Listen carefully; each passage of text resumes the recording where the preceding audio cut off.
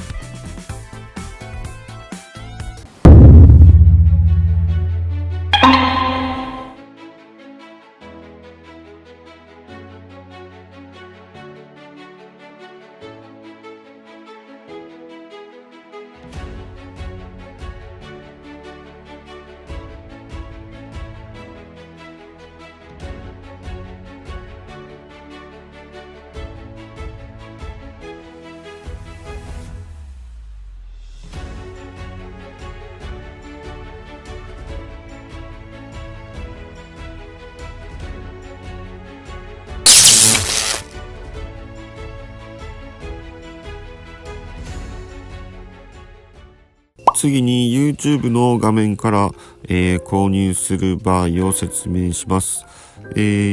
の商品のページから、希望のページを開くと、このように購入ページになるんですけど、ここではですね、文章を読むことができないんで、まずこのアドレスのところのリンクを開いてもらって、これで、前頭部分の無料ページが読めるようになるので、これでまず、全文を、ある程度読んでいただければなと思います。こんな感じでかなりのボリュームの、記事が無料で読めるようになっています。で、この続きを読みたい方は先ほどのノートと同じようで、購入していただくという流れになるんですけども、このページからですね、購入ボタンを押しても購入ページに切り替わらない場合があるんで、その場合は、一回、YouTube の方に戻ってもらって、これですね、ここの購入手続きというところを押してもページが切り替わらない人もいるようなので、切り替わったら、クレジットでのお支払い画面になります。で、切り替わらない人は、もう一度 YouTube に戻ってもらって、YouTube の、画面から、ここからですね、ここからもう一度押してもらって、そして